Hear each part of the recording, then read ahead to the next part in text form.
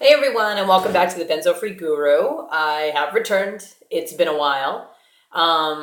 Again, I keep bumping up against the same. It's like trying to be perfect, having the exact thing to say, and whatever. So today I'm like, whatever, I'm just jumping on and I'm going to make a video. And so last we spoke, I talked about being on some serious withdrawals from coming off the medication too quickly. And that was about 2 months of like hell. And then I decided to go back on the medication, and then I would find someone to help me come off of it. So that was when I began my kind of search pattern. And I took time every day to be calling people, interviewing, finding doctors, you name it. I was like, I'm doing this. And when I get that go in me, nothing can stop me. So I kept searching, and I ended up finding a gentleman. He was a psychiatrist, and he had specialized in withdrawal, or so he told me. And he had really good background. I read it. I was like, okay, cool. And I felt drawn to work with this man for whatever reason. And I started seeing him after I had seen a slew of other kind of people that weren't going to work. That was just like, I just went to the facility and started seeing them, and I was like, no, it's not going to work. So fast forward to this man, and I started seeing him, and it's great. Like, I'm just kind of telling him what's going on and getting him up to speed. And at that point, I was kind of leveling out on a certain amount. And then I started kind of chipping away at it, and he helped me to chip away at the medication, and just like slowly. And what I didn't realize then is that even those slow chips, even like, went from a 0.75 to a 0.50 to then the 0.025, which is like the smallest amount you could be on. But even that amount, coming off that was always the scariest thing for me. So as I chipped down from like a 0.75 or 0.075, I didn't think of it at the time, but I was experiencing a lot of panic and a lot of withdrawals, but I just kind of was like having a lot of stuff going on in my life. So I didn't really connect it until now. And now I think back, I'm like, okay, I think if that's what's going to happen to you, it just is. And you have to remember to just bear with it, and that it's going to be okay, and to ride it out. So he kind of helped me along that process. And I would go in and see him, and a lot of times I was discouraged though, because I would show up and he'd be like, you have a real problem. I'm like, no shit, I have a real problem. Like, coming off this medication for, I don't know, like 5 years. But he was like, your anxiety is real, Erin. And I was like, well, I know it's real.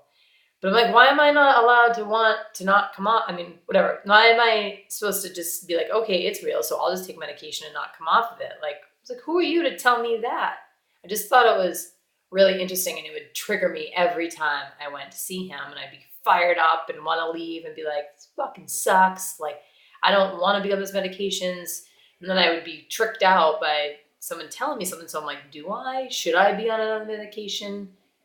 He tried to, like, he's like, you should try this and that. And finally I would cave in and be like, fine, I'll fill the script. I'll take whatever you want me to take if it's going to make me feel better.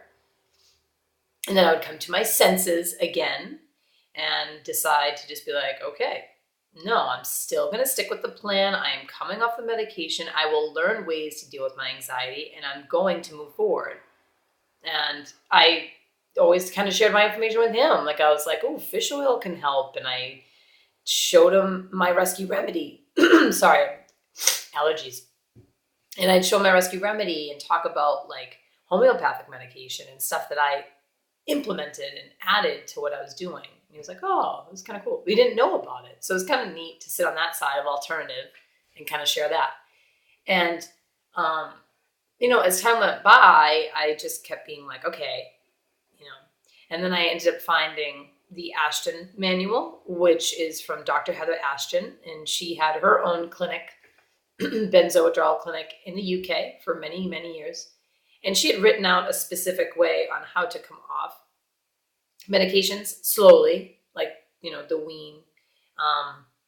And I remember printing it out and getting so excited to show him, be like, this has worked for so many people. Like, can we do this? And he was just like, that is not necessary. And I was like, damn it. I just felt like I was like, no, it is necessary, because I'm still sitting here. I can't like get through this block of 0.25, the smallest amount. It's like the fourth of a fourth. It's like the last bit. I'm like, I can't get past this. Like, let's do this. And he just didn't think it was necessary. And I'm like, okay. And I kept reading more and more through the Ashton manual, and people just seem to have good results. And it's like a slow way to come off of it. And then I did a little more research, and I found someone's YouTube video about how to do a milk titration. And it was like a 90-day milk titration. So I was like, oh, this is cool. And I watched the whole video, and it just talked about how you really start taking like the smallest amounts very slowly so you don't shock your brain. I was like, I like this idea. This is awesome. Like, why don't I just do this? And I got to a point where I just stopped seeing my doctor. I just stopped going. And I don't recommend that to anyone. This is my own story. I'm not telling you what to do. This is what happened to me. And so I stopped going to him, and I had enough left of my medication that I did the whole chart out myself. I was like, well, I'll do a 90-day titration. I have this amount. Excuse me. I'll end on this day. And I had everything figured out, top to bottom. And I was like, this is going to happen. I set out to do this. I'm going to continue. As it felt scary and scarier as I got closer, because I was like, oh my God, I'm really going to have to do this. And I had set up a date, and I was like, July 1st. I will start on July 1st. I will start the titration, and I'm never going back. And I was like, and this will be the end. And there was a part of me that was really scared of that, because I was like, I didn't know what was going to happen. I mean, this seems so far-fetched, but I'm like, am I going to be hospitalized the rest of my life? Am I not going to be able to function? Am I not going to be able to work? Am I not going to be able to do things? Am I going to lose relationships? Is my life going to fall apart? I didn't know. I had read a lot of things that did happen, and people shared those stories, and I was scared kind of shitless. But I decided to be like, no, I'm going to stay strong and be strong and get through it. Like, I'm going to make it through this. And I just had the mental capacity at that time to be like, yep, I got it. I got this one down. And it's kind of just been the way my mind works. So it's the way I work. It's the way I do things. It's how I quit smoking. It's how I lost 40 pounds and kept it off. I don't know. I just like keep at it. I'm like, yes, let's do this. So I kind of just started figuring it out. And I was like, all right, well, it's the next step. It's going to order the materials, which was, like a beaker, and you needed a syringe, which you can get for free at CVS if you ask the pharmacist. They're like 5 milliliter syringes. So I had that, and I just kind of was like, okay.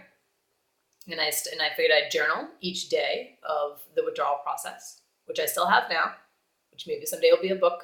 But it was helpful. And it wasn't a lot of writing. I literally just had a few blurbs a day. Maybe one day I'll pull it out and I'll read some to you. But yeah, it kept me kind of in check, and I can look back and see like that was what was going on. So that's kind of how I got to that phase, and just kind of wanted to give you the rundown. And then I figured my next video, I will talk about the milk, what I turned into water titration. The milk wasn't going to work for me, but whatever works for people. And I can explain that in the next video. It was like just the way it mixes and you get it in your system, and it worked. So I started off with milk, and then I went to water, and I had extended it out a little bit more than 90 days because it was what I needed. But yeah, I feel like I highly recommend that type of withdrawal to people. Obviously supervised by a doctor. There are doctors out there right now that actually are listed on the website, and I will write that below in my thing. But they are ones that will go by the Ashton Method, or they're kind of into helping you along that process. And yeah. So anyway, it's good to be back. I'm happy to be here, and just gonna finish up my story, and then we're gonna see how it goes. All right. Till next time.